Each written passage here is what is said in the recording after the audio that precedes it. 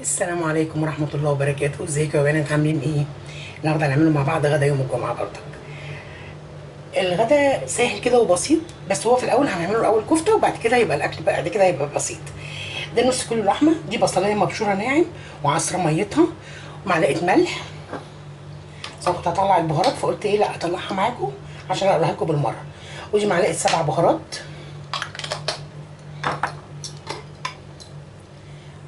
نص معلقة فلفل اسود، معلقه بابريكا مدخنه بتدي للكفته ريحه حلوه. يعني انت كده اهوت لو انت هتعملي كفته عادي كده الدنيا شغاله ايه حلو معاكي.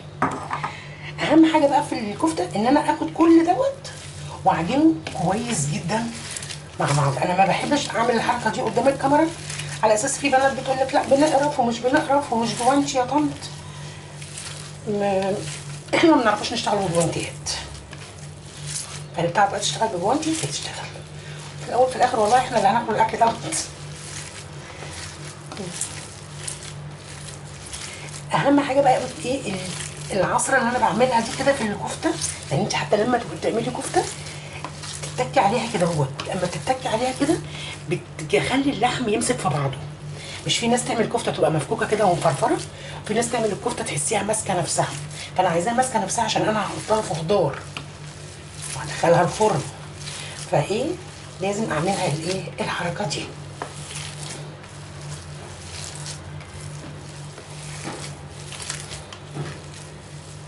مهم بقى كده. بصوا حتى بصوا اتمسكت ازاي كده اهوت،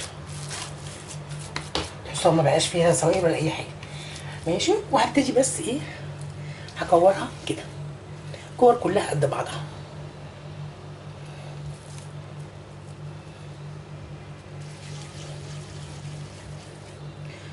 هكورها وارجع لكم عشان هعفرها بدقيق واحطها في طاسه. كده انا كورت الكفته كلها. هنزل عليها بس بايه بمعلقه دقيق، مش بس العلبه مش هتنزل معلقه دقيق، هتنزل كده. وهعملها كده اهوت، هدحرجها كده في الايه في الدقيق كلها. ويلا بقى كده على النار هنعملوها. بس بقى كلها بالدقيق ازاي من غير ما المسها.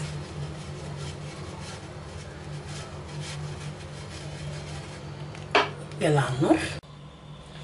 حطيت الطاسه على النار وحطيت فيها معلقه سمنه هتسخن، وهدي بقى الكفته صدمه فيها.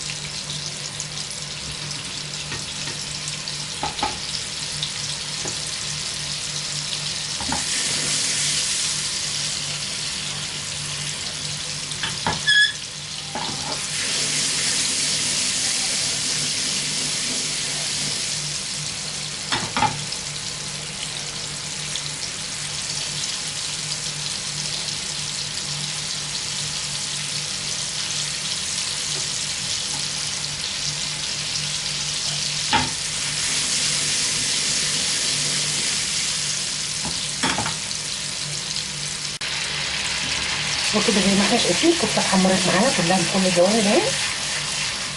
يلا بقى نطبقوا الاكل. هجيب بايركس اخرط فيه بصلايه ورشت عليها ملح وفلفل اسمر.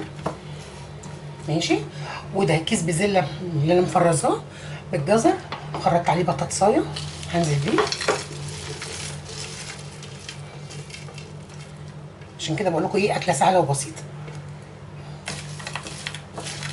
وهقلب بس ايه البصله مع كله كده اهوت. وهجيب الكفته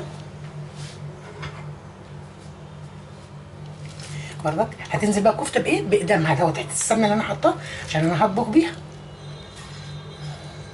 كل ده كده ينزل بقى عشان كل ده هيدي للاكله ايه طعم.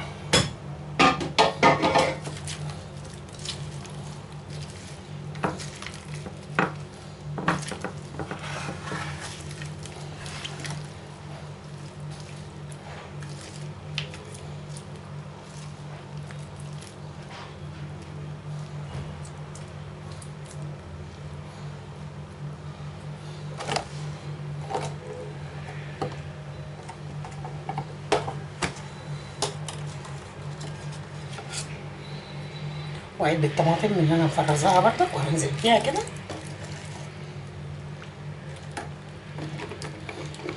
واحنا كده خلصنا الاكله. انا بقى مولعه الفرن، هغطيها بورق زبده، ورق فويل، وادخلها الفرن. يلا اجيب بس ايه ورق الفويل واوريلكم. هحط بقى ورقه الزبده كده الاول، واحط عليها ورقه الفويل عشان ما تبقاش من ايه ملامسه للاكل، وهبتدي اكتب كده عليها ثانيه.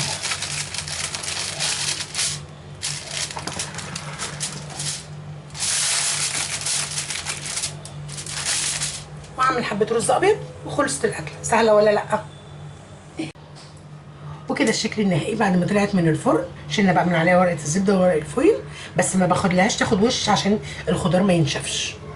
يعني انت تنيك مغطيها لغايه ما تستوى. انا اتاكدت ان هي استوت ورحت ايه مقرياها ومطلعاها. هغرب بقى واوريكم طريقه الايه التقديم. وكده يا بنات الشكل النهائي. ايه رايكم فيه؟ وجميله سهله وبسيطه، حطيتيها في الفرن ما خدتش منك نص ساعه وكانت خالصه كلها. جربوها، مستنيه ارائكم وتعليقاتكم، ما نحرمش منها ابدا. واشوفكم في فيديو جديد. السلام عليكم ورحمه الله وبركاته.